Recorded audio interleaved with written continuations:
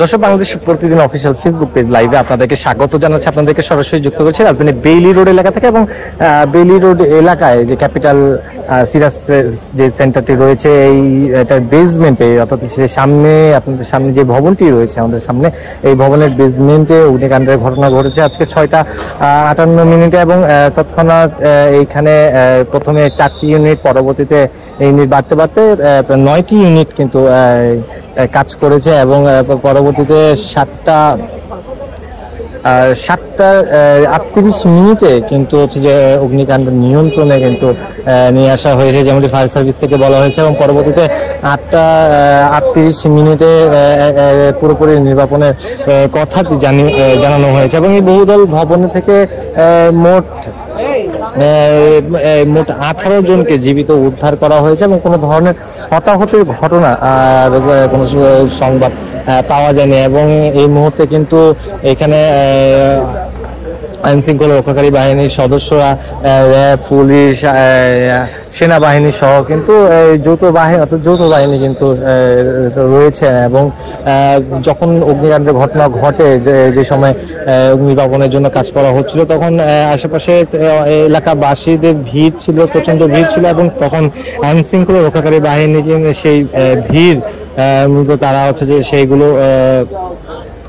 সেই ভিড় কিন্তু সরিয়ে দিয়ে বারবার কাজের পরিবেশ তৈরি করেছিলেন। এবং যখন অগ্নিসংযোগের ঘটনাটি ঘটে, এবং তখন কিন্তু যে এই আশেপাশে পুরো এলাকা জুড়ে কিন্তু বিদ্যুতের লাইন কিন্তু বন্ধ করে দেওয়া হয়েছিল, এবং ধীরে ধীরে কিন্তু এই ভবনটির আশেপাশের 1-2টি ভবন ছাড়া কিন্তু বাকি সব ভবনগুলোতে কিন্তু এই মুহূর্তে কিন্তু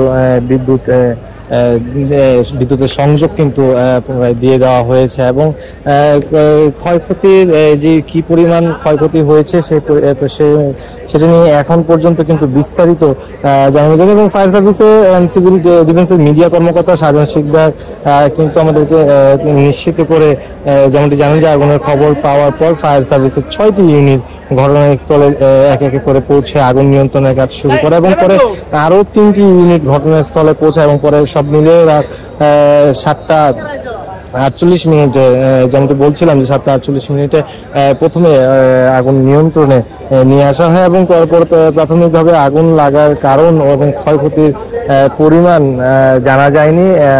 এটি পরবর্তীতে জানানো হবে তদন্ত সাপেক্ষে। যেখানে রাস্তার মধ্যে আগুন দিয়ে অনেক রান্না বান্না করা হচ্ছে অনিরাপদ ভাবে, আজকে যেমন ধরেন সিলিন্ডার রাখার জায়গা নাই।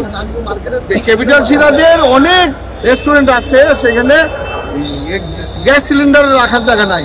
নিচে আপনারা দেখতে পাচ্ছেন যে সিলিন্ডারটা বিস্ফোরণ হয়েছে, যে আপনার ট্রান্সফরমার, ওইটার ঠিক পাশেই কিন্তু এই সব সিলিন্ডার রাখা আছে।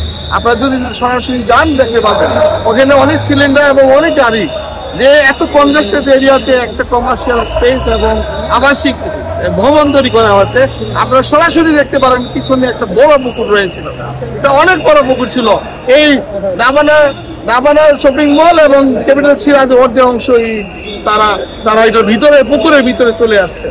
আজকে কে বা কারা কি কারণে এই পুকুরগুলো দখল হয়েছে, এটা আপনারা সাংবাদিক মহোদয়। ঠিক আছে, মিডিয়া কর্মকর্তা আরো জানান যে প্রথমে এই ভবনের ছাদ থেকে 3 জনকে জীবিত উদ্ধার করা হয়েছে, এবং এরপর আরো 15 জন সহ মোট 18 জনকে জীবিত উদ্ধার করা হয়, এবং তাদের মধ্যে 9 জন নারী, 7 জন পুরুষ ও 2 জন শিশু ছিলেন। এবং গত বছর, দর্শক আপনি জেনে থাকবেন যে গত বছর কিন্তু 29 ফেব্রুয়ারি রাতে বেইলি রোডের গ্রিন কোজি কটেজ ভবনে ভয়াবহ আগুনে কিন্তু 46 জনের মৃত্যু হয়, এবং এই ভবনটি কিন্তু এটির উল্টো পাশেই যে এই ভবনটি রয়েছে, এটি কিন্তু মূলত সেই ভবন। এবং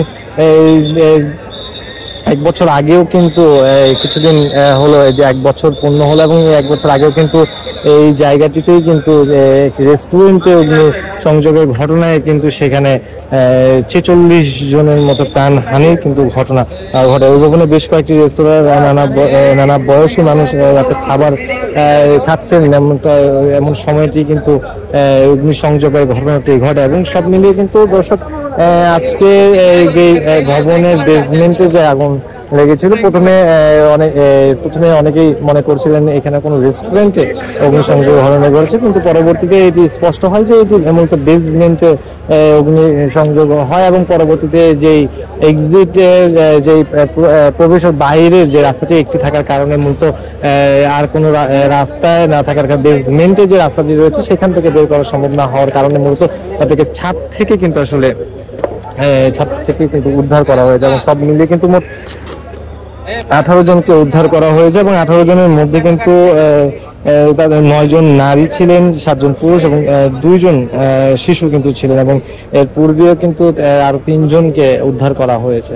এবং এই মুহূর্তে কিন্তু এই জায়গাটাতে আমরা এখন পর্যন্ত কিন্তু সেনাবাহিনীর সদস্যরা কিন্তু তারা রয়েছেন, একই সাথে পুলিশের সদস্যরা রয়েছেন, র্যাবের সদস্য রয়েছেন এবং দুই পাশটিকে অর্থাৎ যেই বেলুড়ের দুই পাশেই কিন্তু রাস্তা বন্ধ করে রাখা হয়েছে। কোনো ধরনের সকল ধরনের যাতায়াত কিন্তু বন্ধ রয়েছে, যান চলাচল কিন্তু বন্ধ রয়েছে।